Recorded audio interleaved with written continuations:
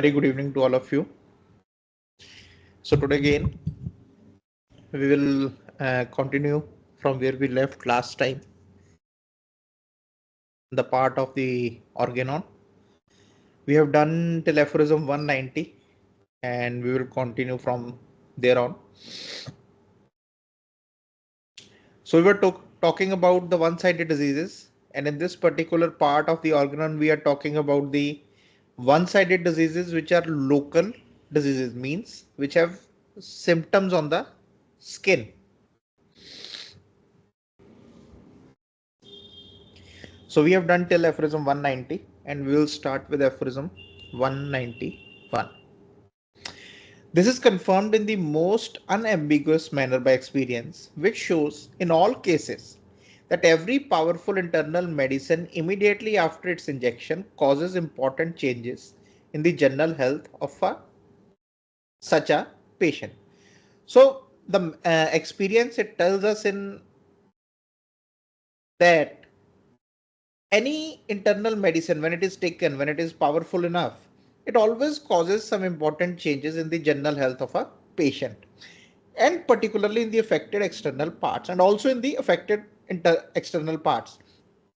So like we were talking last time, that it was, in our mind, in doctors' minds also, the skin was something which was external. It was not something which was related to the internal part, and it was always sought out that whenever the skin has to be treated, it should be treated with some topical ointment, something which should be applied externally. So in these aphorisms, Dr. Hahnemann is telling that, even the external part, although the skin is the external part, but it is still the part of the same body and under the influence of the same vital force. So even those changes which are coming on the external part of the body, which are not coming from some kind of injuries from the outside, but which are coming from the internally, this disease, so they should always be cured or treated with the medicines which can act internally. So and particularly in the affected external parts, which the ordinary medical school regards as quite isolated. Even today, we regard the skin as an isolated organ of the body and we treat it in the same way, and that is the biggest mistake in treating the skin diseases, that we have never thought of that from where the disease is quite coming. Even in a so-called local disease of the most external parts of the body, and the change it produces is most salutary, being the restoration to the health of the entire body along with the disappearance of the external affection. So when a medicine is given which is homeopathic in nature and it is given internally, along with the curing or along with the improvement of the rest of the disease, it will also help in the disappearance of this external affection, because it is coming from the internal malady which is already going on inside the body without the aid of any external remedy, provided the internal remedy directed towards the whole state was suitable, chosen in a homeopathic sense. So when it is chosen homeopathically, when it is a similar medicine, it is a similar medicine, along with the curing of the internal state, it will also cure the external affection which it has produced. So this is best effected when in the investigation of the case of disease along with the exact character of the local affection. So the first point when analyzing the case is understanding the exact character of the local affection. What kind or what is the character? The kind or character does not mean the pathologically, like the name of the, whether it is a psoriasis or a dermatitis or some erysipelas or some herpes. No, not the name, but what is the characteristics of that? And in this, I will add that the aggravating and ameliorating factors, the modalities, they play a big role in characterizing the local affections. What are the things which are aggravating the symptoms or ameliorating the particular symptoms of the skin? They play a big role in deciding the remedy which helps in the curing of these affections. So in this character, we have to see what kind of, what is the shape, what is the color of the eruption. We have to see whether it is an ulcer, what kind of ulcer it is, what kind of the edges are, any kind of secretions, very characteristic secretions. Okay. The itching, if there is, then exactly the character of the itching, when it starts, any kind of time modalities, any kind of any other things which basically start or basically aggravate the itching part. So all these things will characterize the local affection. So along with the exact character of the local affection, all the changes, sufferings and symptoms observable in the patient's health. So, but the remedy should not only be dependent upon those characters, but also the other sufferings or the symptoms which are observable in the patient's health. For example, if there is general disturbance in some kind of sleep, if there is some disturbance in the appetite part, if there is some disturbance in the thirst part or the thermal part, or some general disturbances which the patient is feeling and which may have been previously noticed when no medicine had been used, and these symptoms, they were also present even before this local affection. They might be in the form of some kind of accessory symptom. They were there always, but not very pronounced, so the patient didn't care about those symptoms. The patient didn't sorted any medicine for those symptoms, but they were there, are taken in conjunction to form a complete picture of the disease. So all these things we have to understand, we have to note down, and then we make a complete picture of the disease before searching among the medicines whose peculiar pathogenetic effects are known for a remedy corresponding to the totality of the symptoms, so that the selection may be truly homeopathic. So this is how we select a homeopathic remedy in these kind of cases. The first is the character of the local affection. We have to characterize it. We have to, we have already done this, I think in Thailand also, in India also, and in Brazil also. I have taken this lecture of how to characterize the symptoms, the characterizing of the symptoms. So once we have characterized the symptoms and we have taken other sufferings or the symptoms which are observable in the patient's health, we can make a complete picture of the disease, and we have to find a remedy which basically corresponds this totality of the symptoms. So by means of this medicine employed only internally, so it has to be employed only internally, and if the disease be but of recent origin, often by the very first dose of it, the general morbid state of the body is removed along with the local affection. So when you give the medicine in this way, when you select the medicine in this way and you give it internally, so the internal affection will be gone along with the local affection which was produced as a result of that internal morbid state, internal disease state. And the latter is cured at the same time as the former, and the both things will be cured at the same time, proving that the local affection depended solely on a disease of the rest of the body. So that is also kind of evidence which we see that this whole disease, the external disease which was uh, in appearance external to us, but it was actually depending on the disease which was going inside, proving that the local affection depended solely on a disease of the rest of the body and should only be regarded as an inseparable part of the whole, as one of the most considerable and striking symptoms of the whole disease. So it was in these kind of cases, they are the striking symptoms of the whole disease.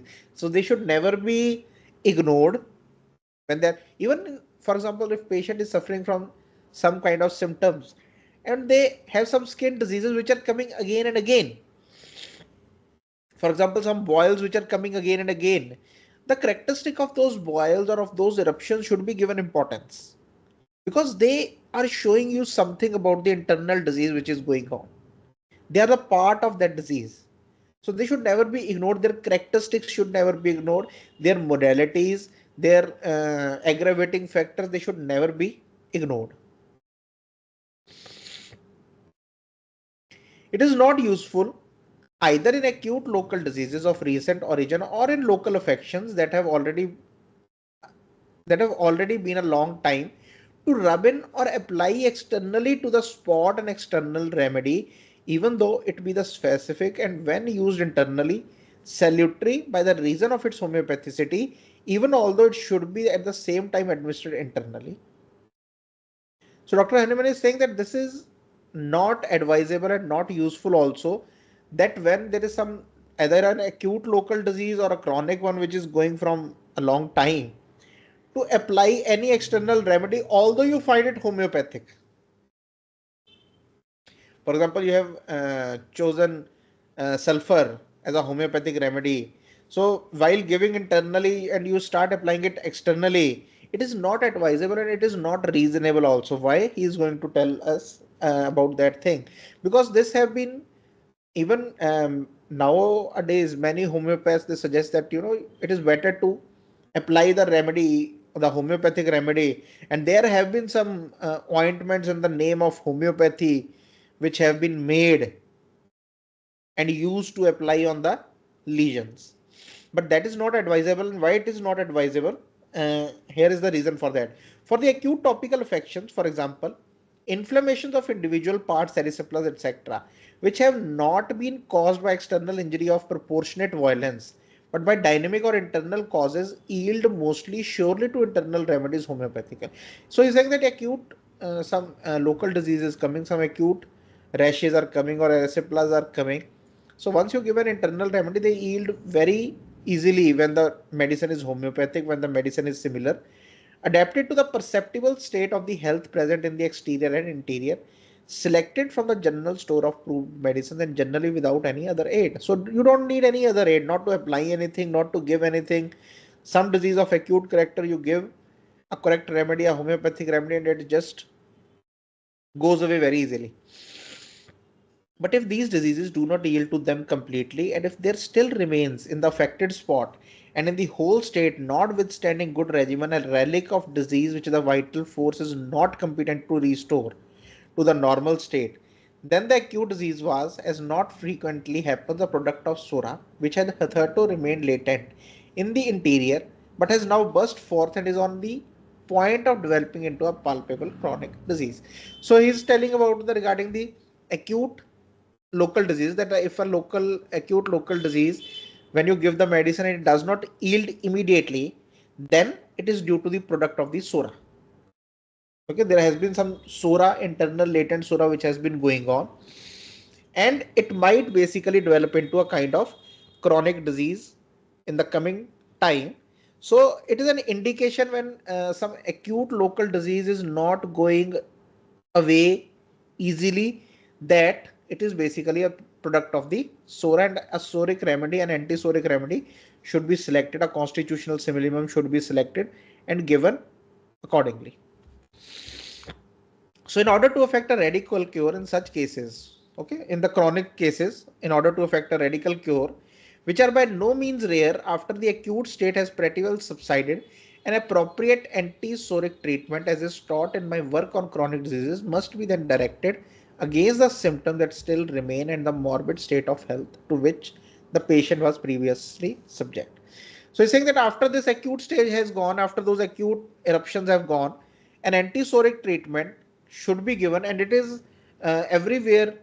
Dr. Hahnemann will basically advise us to do that, even in the coming cases where the mental diseases which are coming acutely, there also he will say, or other acutes which have happened because of the sporadic diseases or the intermittent fevers, he will always advise that after that acute stage has gone, give an anti-soric remedy, because this acute stage was product of the latent sora. So don't just let it be at that time. In chronic local maladies that are not obviously venereal, the anti-soric internal treatment is moreover alone requisite. So when the local maladies or the local diseases or the skin diseases, they are of not venereal character, of the they are not coming from the gonorrhea or the chancre, then the only antisoric treatment or only a constitutional remedy is what is needed.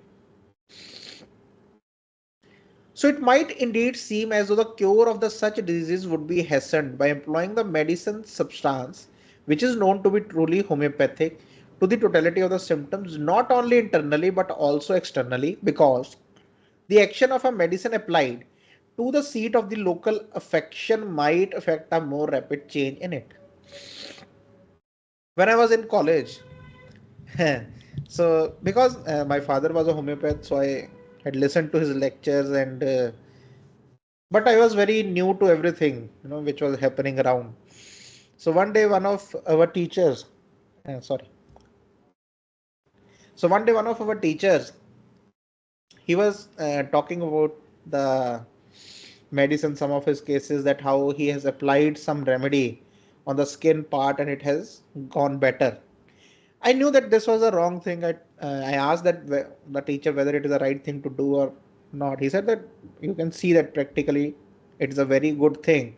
And he showed me the aphorism 196. This aphorism, he told us to read it. And we read it, and I was shocked because in my understanding it was, that this should not be done, because I have heard my father and saying that you should not apply it locally. But when I read this, that it might indeed seem as though the cure of such diseases would be hastened. So he said that, like Dr. Hahnemann is saying, that the cure is hastened when you apply the remedy outside and when you give the same remedy internally. So when you read at this aphorism, it seems, that it comes to the mind, okay, that Dr. Hahnemann is basically advocating the use of a remedy which is homeopathic, that it should be used internally and externally also, so that the cure can be hastened. It can be, the rapid change can be become. But the main part here is this word, seem. If you don't give importance to this word, the whole meaning will change. It might indeed seem. It might seem to us, it might, in our imagination, this thought would come that when you give a true homeopathic remedy, which is completely similar to all the symptoms, when you give it internally and you give it externally, then it will cure it in a more rapid way. And in some cases, it does also. Okay, it does also, but I will go to that point, that why, what is that, what happens.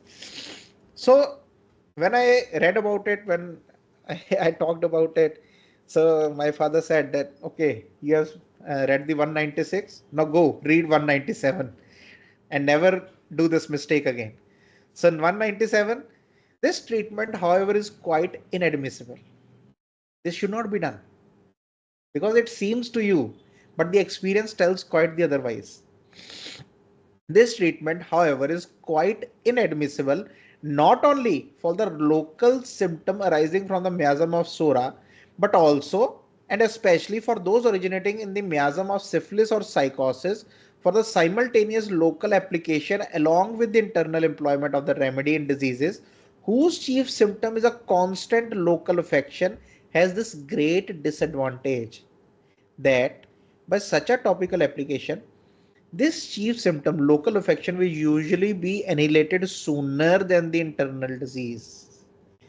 So why it is not advisable, either in any kind of miasm, whether it is of syphilis, sora or psychosis, any symptoms, local symptoms which are coming up, and you have given the internal medicines, but then this thought comes to the mind that why not apply this externally also? Because in such cases there is a great disadvantage. The disadvantage is that this external symptom, the local affection, what happens is it gets annihilated, it gets diminished sooner than the internal disease. So when the local affection is getting better and the internal affection is getting better, what should be done is, as we have read in the aphorism 190, 3, that both will be cured at the same time. The morbid state of the body is removed along with the local affection, and the latter is cured at the same time as the former. The local affection is cured at the same time when the morbid state is cured. Internal morbid state is cured. So what is happening here is that the external affection is basically getting better sooner than the internal disease, and we shall now be deceived by the semblance of a perfect cure. We will be deceived by this semblance, by this outward appearance of a perfect cure. The perfect cure no has not happened because the internal disease has gone gain to the latent sura stage, and it might come out in the some other form because it has not got cured, or at least it will be difficult and in some cases impossible to determine from the premature disappearance of the local symptom if the general disease is destroyed by the simultaneous employment of the internal medicine. And we will not be sure, and it cannot be determined whether the internal malady has disappeared or not. And the most of the times it has gone to the latent sora stage again. Whenever you will apply externally, the symptom is gone, it has gone to the internal sora, it has gone to the latent sora. And it will come up with some other more dangerous symptoms which will be more violent than the skin problem which has just been treated. So that is why it should never be done. It is inadmissible. The mere topical employment of medicines that are powerful for cure when given internally to the local symptoms of chronic miasmatic diseases is for the same reason quite inadmissible.